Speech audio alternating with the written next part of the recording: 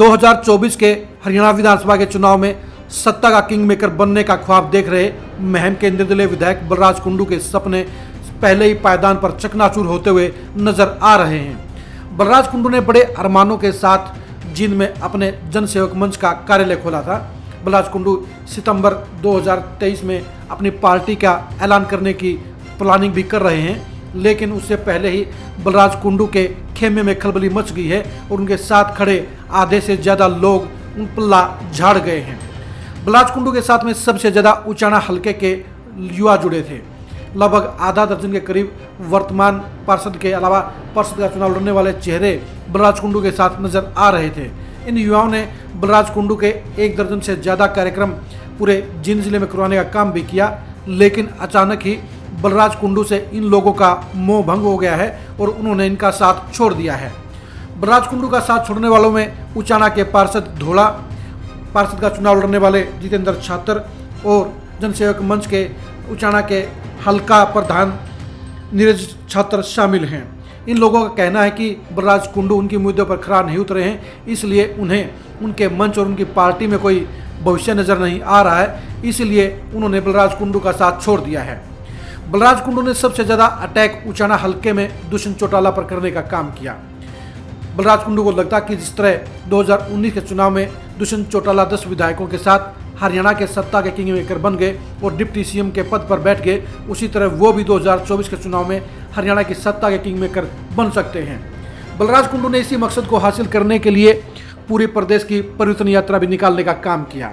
बलराज कुंडू की इच्छा थी कि उनके साथ कम से कम 20 से 25 सीटों पर नए चेहरे जुड़े और वो इन चेहरों को चुनाव लड़ाकर 8-10 विधायक बनाकर दुष्यंत चौटाला की तरह 2024 में सत्ता के किंग मेकर बन जाएं।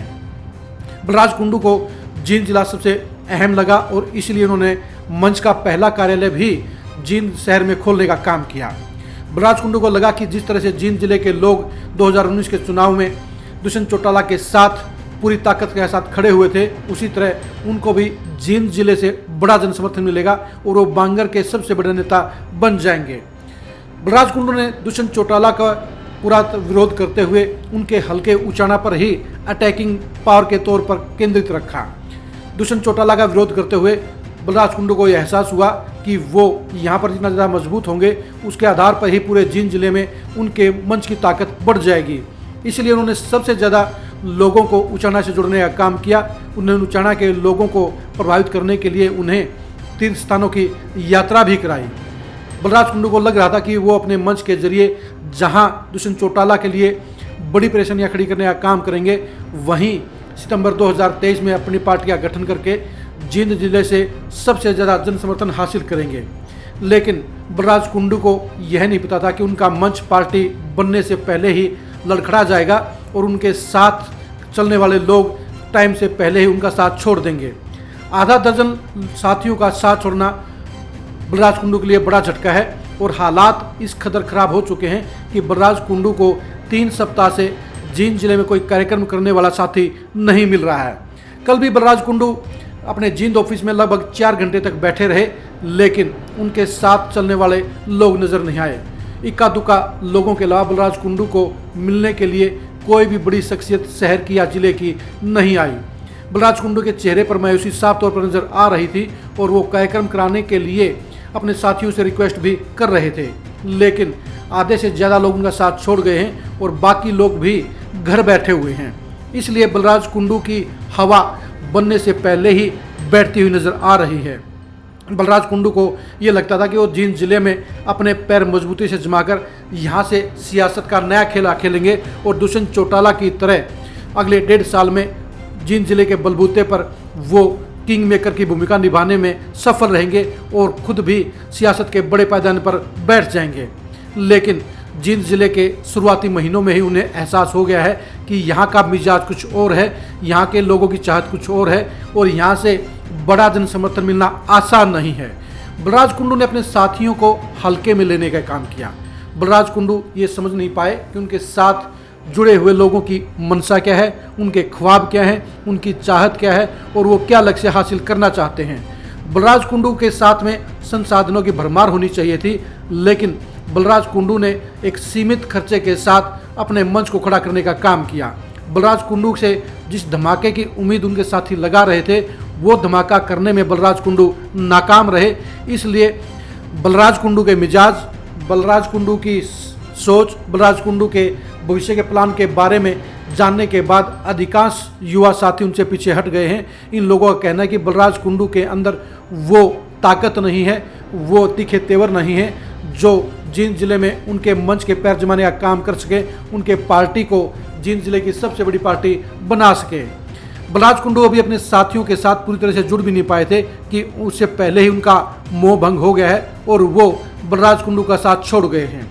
बलराज कुंडू जिन अरमानों के साथ जींद जिले में आए थे वो अरमान अभी से तार तार होते हुए नजर आ रहे हैं, क्योंकि बलराज कुंडू के साथ जुड़े आधे से ज़्यादा लोग उनका साथ छोड़ गए हैं और इसी वजह से उचाना हलके में उनकी पकड़ एकदम कमज़ोर पड़ गई है। एक समय ऐसा था जब बलराज कुंडू के लगातार कार्यक्रम जींद जिले में हो रहे थे, लेकिन पिछले 3 सप्ताह से बलराज कुंडू एक भी कार्यक्रम करने को तरस गए हैं। उनके 2 प्रोग्राम केवल कंडेला और अलेवा में हुए, लेकिन उन कार्यक्रमों में हाजिरी भी इतनी कम रही कि बलराज कुंडू के पहले कार्यक्रमों की बनी हुई तस्वीर भी फीकी पड़ गई। अब बलराज कुंडू के लिए समस्या ये है कि नए लोगों के साथ में जुड़ नहीं रहे हैं और मंच को जींद जिले में वो रिस्पॉन्स नहीं मिल रहा है जिसकी वो उम्मीद कर रहे थे। जिन युवा साथियों ने बलराज कुंडू के साथ शुरुआत करके उन्हें उचाना और जींद जिले के दूसरे विधानसभा क्षेत्रों में पैर जमाने के लिए प्लेटफार्म देने का काम किया, उनका भी अब बलराज कुंडू से मोह भंग हो चुका है और उनमें से इसलिए आधे से ज़्यादा लोग साथ छोड़ गए हैं। कुछ लोग कांग्रेस को ज्वाइन कर चुके हैं, कुछ लोग कांग्रेस ज्वाइन करने वाले हैं और कुछ लोग घर पर बैठ गए हैं। यही कारण है कि बलराज कुंडू का जनसेवक मंच जींद जिले में पैर जमाने से पहले ही लड़खड़ा गया है और उनकी पार्टी का भविष्य भी बनने से पहले ही जींद जिले में सुखद नज़र नहीं आ रहा है। यानी बलराज कुंडू को अब अपनी पार्टी बनाने के लिए कई गुना ज़्यादा मेहनत करनी पड़ेगी, उन्हें कहीं गुना ज़्यादा संसाधन लगाने पड़ेंगे और उन्हें अपने आप को बड़ा नेता बनाने के लिए एक बड़े ब्लूप्रिंट के साथ जींद जिले में लगातार सक्रिय रहना होगा। जब तक बलराज कुंडू सेकंड लाइन के नेताओं और वर्करों को अपने साथ जोड़ने में सफलता हासिल नहीं करेंगे, तब तक वो जेजेपी, बीजेपी और कांग्रेस के बराबर अपनी पार्टी या अपने मंच को खड़ा नहीं कर पाएंगे। बलराज कुंडू अभी तक अपनी पार्टी नहीं बना पाए हैं, इसलिए भी उनके साथियों में इस बात को लेकर कहीं ना कहीं सवालिया निशान था कि कहीं बलराज कुंडू उनको इस्तेमाल करने का काम तो नहीं कर रहे हैं। बलराज कुंडू जैसे जैसे अपनी पार्टी को बनाने में देरी कर रहे हैं वैसे वैसे ही उनकी यात्रा का प्रभाव भी पूरे स्टेट से खत्म हो गया है।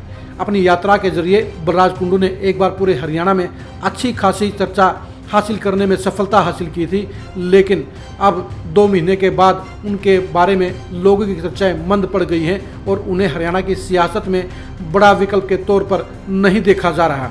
जींद जिले को लेकर बलराज कुंडू का सबसे ज़्यादा फोकस था, लेकिन 2 महीने के अंदर ही उनके आधे से अधिक साथियों का साथ छोड़ जाना उनके लिए बड़ा झटका कहा जाएगा और इन साथियों के साथ छोड़ने से बलराज कुंडू के लिए अब मजबूती से जींद जिले में पैर जमाना संभव नज़र नहीं आ रहा है।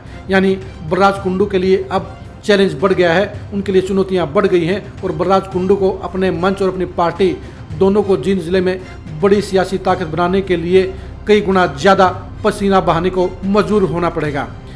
बलराज कुंडू की पार्टी और बलराज कुंडू के भविष्य को लेकर आप लगातार खरी खरी न्यूज़ से जुड़े रहिए।